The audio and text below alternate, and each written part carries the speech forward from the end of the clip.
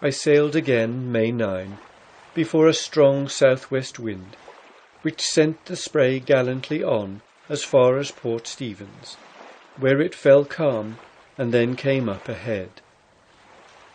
But the weather was fine, and so remained for many days, which was a great change from the state of the weather experienced here some months before. Having a full set of Admiralty sheet charts of the coast and barrier reef, I felt easy in mind. Captain Fisher, R.N., who had steamed through the barrier passages in HMS Orlando, advised me from the first to take this route, and I did not regret coming back to it now. The wind for a few days after passing Port Stephens, Seal Rocks and Cape Hawke was light and dead ahead, but these points are photographed on my memory from the trial of beating round them some months before when bound the other way. But now, with a good stock of books on board, I fell to reading day and night, leaving this pleasant occupation merely to trim sails or tack, or to lie down and rest, while the Spray nibbled at the miles. I tried to compare my state with that of old circumnavigators, who sailed exactly over the route which I took from Cape Verde Islands, or farther back, to this point and beyond. But there was no comparison so far as I had got. Their hardships and romantic escapes, those of them who escaped death and worse sufferings, did not enter into my experience, sailing all alone around the world. For me is left to tell only of pleasant experiences, till finally my adventures are prosy and tame. I had just finished reading some of the most interesting of the old voyagers in woe-begone ships, and was already near Port Macquarie on my own cruise, when I made out, May 13, a modern dandy craft in distress, anchored on the coast. Standing in for her, I found that she was the cutter yacht Akbar, which had sailed from Watson's Bay about 3 days ahead of the Spray, and that she had run at once into trouble. No wonder she did so. It was a case of babes in the wood, or butterflies at sea. Her owner, on his maiden voyage, was all duck trousers. The captain, distinguished for the enormous yachtsman's cap he wore, was a Murrumbidgee whaler before he took command of the Akbar. And the navigating officer, poor fellow, was almost as deaf as a post, and nearly as stiff and immovable as a post in the ground. These 3 jolly tars comprised the crew. None of them knew more about the sea or about a vessel than a newly born babe knows about another world. They were bound for New Guinea, so they said. Perhaps it was as well that 3 tender feet so tender as those never reached the destination.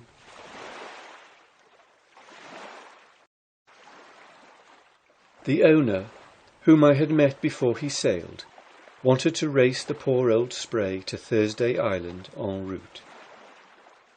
I declined the challenge naturally, on the ground of the unfairness of 3 young yachtsmen in a clipper, against an old sailor all alone in a craft of coarse build. Besides that, I would not on any account race in the Coral Sea. "Spray ahoy!" they all hailed now. "What's the weather going to be? Is it a-going to blow? And don't you think we'd better go back to refit?" I thought, if ever you get back, don't refit. But I said, give me the end of a rope, and I'll tow you into yon port farther along. And on your lives, I urged, do not go back round Cape Hawke, for it's winter to the south of it.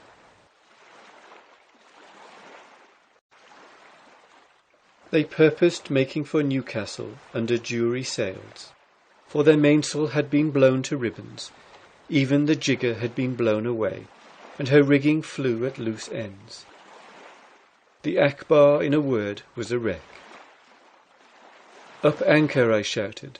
"Up anchor, and let me tow you into Port Macquarie, 12 miles north of this." "No," cried the owner, "we'll go back to Newcastle." We missed Newcastle on the way coming. We didn't see the light, and it was not thick either. This he shouted very loud, ostensibly for my hearing, but closer even than necessary, I thought, to the ear of the navigating officer. Again I tried to persuade them to be towed into the port of refuge so near at hand. It would have cost them only the trouble of weighing their anchor and passing me a rope. Of this I assured them, but they declined even this, in sheer ignorance of a rational course. "What is your depth of water?" I asked. "Don't know. We lost our lead. All the chain is out. We sounded with the anchor." "Send your dinghy over, and I'll give you a lead." "We've lost our dinghy too," they cried. "God is good, else you would have lost yourselves," and farewell was all I could say. The trifling service proffered by the Spray would have saved their vessel. "Report us," they cried as I stood on. "Report us with sails blown away, and that we don't care a dash and are not afraid. Then there is no hope for you, and again farewell." I promised I would report them, and did so at the first opportunity. And out of humane reasons I do so again. On the following day I spoke the steamship Sherman, bound down the coast, and reported the yacht in distress, and that it would be an act of humanity to tow her somewhere away from her exposed position on an open coast.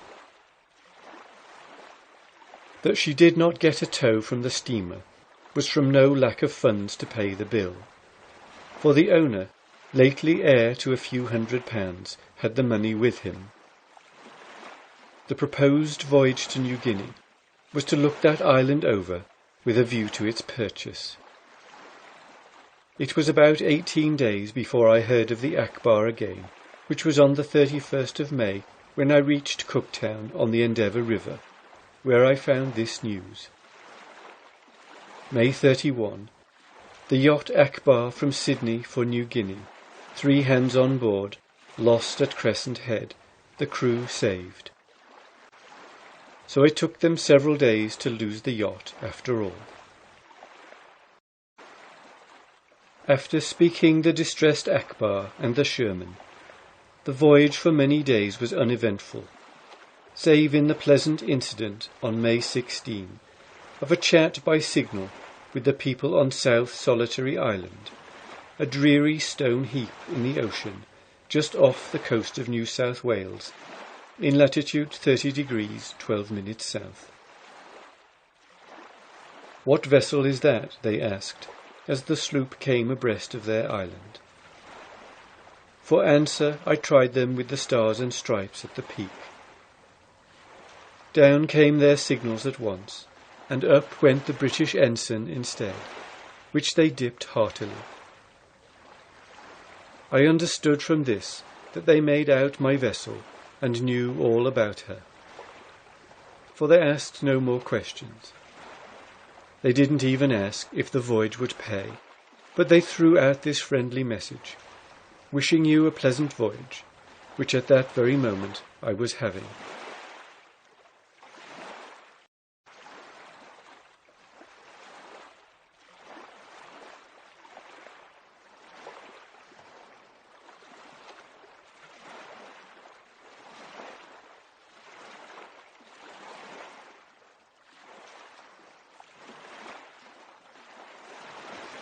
May 19. The Spray, passing the Tweed River, was signalled from Danger Point, where those on shore seemed most anxious about the state of my health, for they asked if all hands were well, to which I could say yes.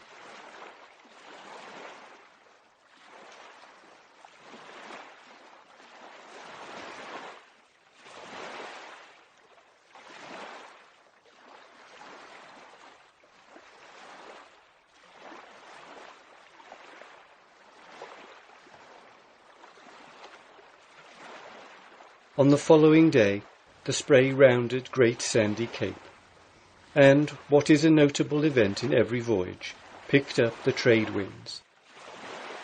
And these winds followed her now for many thousands of miles, never ceasing to blow from a moderate gale to a mild summer breeze, except at rare intervals.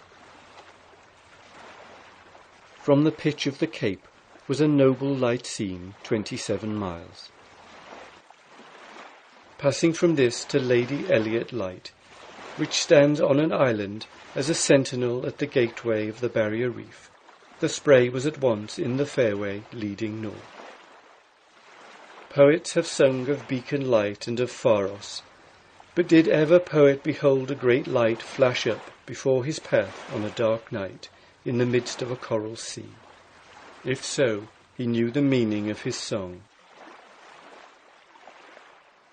The Spray had sailed for hours in suspense, evidently stemming a current. Almost mad with doubt, I grasped the helm to throw her head offshore, when, blazing out of the sea, was the light ahead. "Excalibur!" cried all hands, and rejoiced and sailed on. The Spray was now in a protected sea and smooth water, the first she had dipped her keel into since leaving Gibraltar, and a change it was from the heaving of the misnamed Pacific Ocean. The Pacific is perhaps, upon the whole, no more boisterous than other oceans, though I feel quite safe in saying that it is not more Pacific except in name. It is often wild enough in one part or another. I once knew a writer who, after saying beautiful things about the sea, passed through a Pacific hurricane, and he became a changed man. But where, after all, would be the poetry of the sea were there no wild waves? At last here was the Spray in the midst of a sea of coral.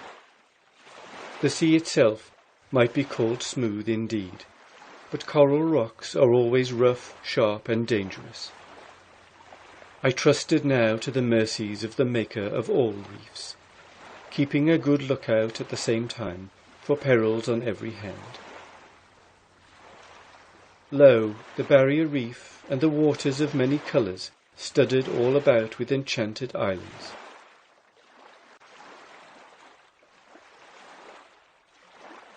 I behold among them after all many safe harbours, else my vision is astray.